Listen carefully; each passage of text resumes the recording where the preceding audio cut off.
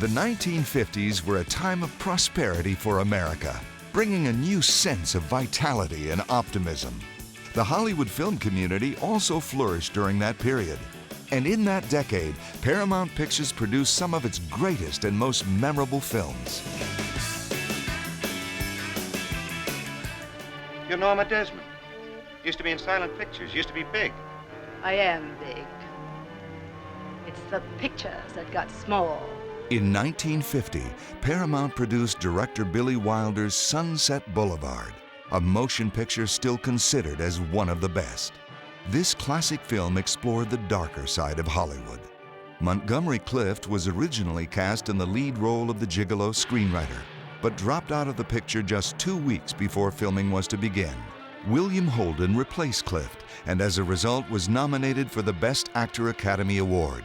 But it was Gloria Swanson's portrayal of the long-forgotten movie star Norma Desmond that truly thrilled audiences. It was Swanson's first motion picture in over 8 years. Sunset Boulevard was nominated for 11 Academy Awards and won the praise of film critics and movie fans alike.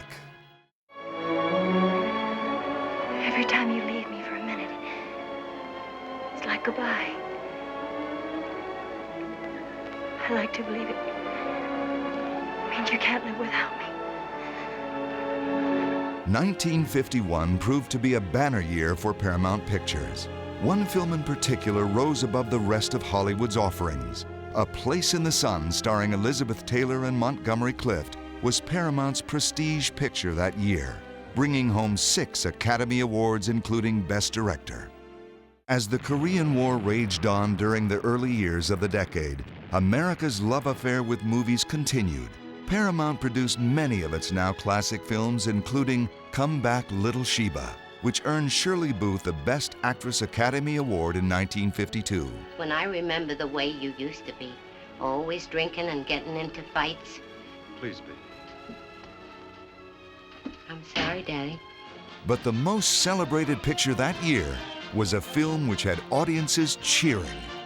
One of the reasons we made the greatest show on earth is because the world needs laughter today. That kind of laughter. Director Cecil B. DeMille's The Greatest Show on Earth was the studio's biggest grossing film of the time and took home the Academy Award for Best Picture. The film featured a star-studded cast including James Stewart, who was seen only in clown makeup for the entire film. Seymour, California needs a transfusion. Huh? What are you doing back there, sleeping? Sleeping? Are you kidding? I'm standing back here like a horse working like a dog. Throughout the 1950s, Jerry Lewis and Dean Martin proved to be box office gold for Paramount. They were the country's biggest nightclub act, and their films launched them to the top ranks of Hollywood stardom.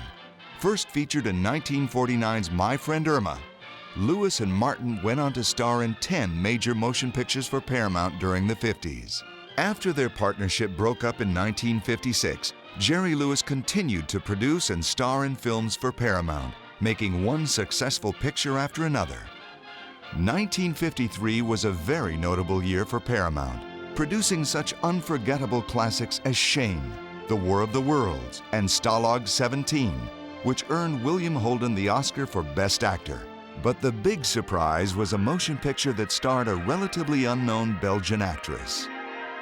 Roman Holiday brought a young Audrey Hepburn to the attention of the movie-going public.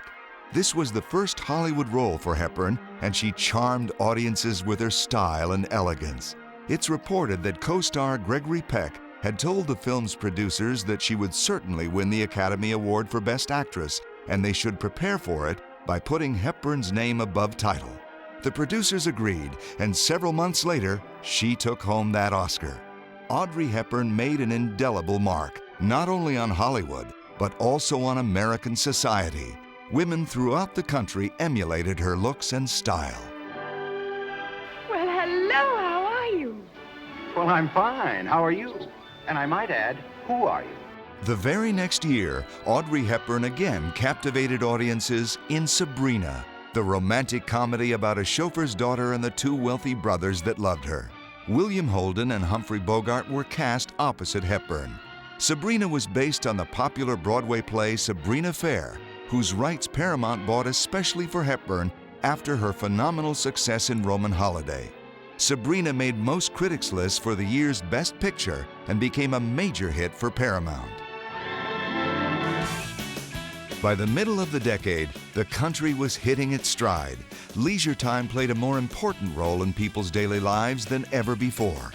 Over 30 million American households had television sets at that time. But the public's fascination with motion pictures continued, and in 1954, Paramount produced one of its most timeless films ever. I'm dreaming of a white Christmas. White Christmas is as popular with movie audiences today as it was in 1954 when it was first released theatrically. It was Hollywood's biggest hit that year. Originally, Fred Astaire was cast in the film but dropped out due to illness. He was replaced by the very talented Danny Kaye. How long you and Frank been married? 10 years. Where'd you meet, the show? Oh, now look, Mr. Dodd, don't you think I'm that's just just trying to find out if you were ever an actress. Oh, no, not me, thank you. I'm just a girl from the country. The theater and the people in it have always been a complete mystery to me. Another unforgettable Paramount film from 1954 was The Country Girl. Portraying an alcoholic, Bing Crosby had an opportunity to reveal acting talents that audiences had never seen. It also gave his leading lady, Grace Kelly, the Academy Award for Best Actress. The following year, Grace Kelly again wowed audiences when she was cast opposite Cary Grant in Alfred Hitchcock's To Catch a Thief. Together they were magic on screen and at the box office. Filmed on location in France and Monaco, it was during the production of this film that Kelly was introduced to Prince Rainier, the man who would become her husband. Behold his mighty hand!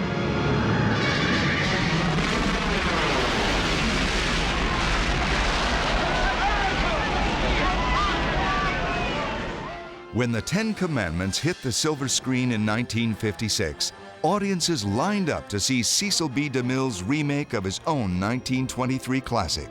With over 8,000 extras, extraordinary sets and locations, the Ten Commandments cost Paramount an astounding $13 million to make and carried an unheard-of running time of over 3.5 hours. DeMille found it necessary to build new pyramids for this film since the original ones looked too old and weathered. The cast was so huge that instead of yelling action, DeMille had to shoot off a gun to tell the actors the scene was beginning. Charlton Heston was cast as the biblical figure Moses, and DeMille's recreation of the parting of the Red Sea is still considered one of cinema's most spectacular scenes. I love your funny face. Funny Face won the hearts of the movie-going public with its charm and wit in 1957, and Paramount once again realized major success at the box office. This delightful tale of a bookshop salesgirl played by Audrey Hepburn and a photographer played by Fred Astaire was nominated for 4 Academy Awards. The film features some of the most memorable Ira and George Gershwin songs ever written.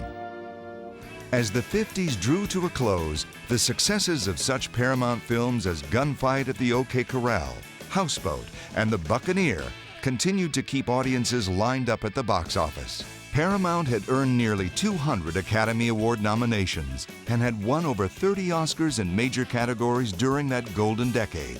But the 60s were looming ahead, and that era would bring major changes for Hollywood and the country.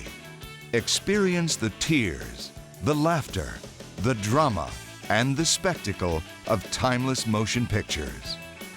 Paramount Pictures, still the best show in town.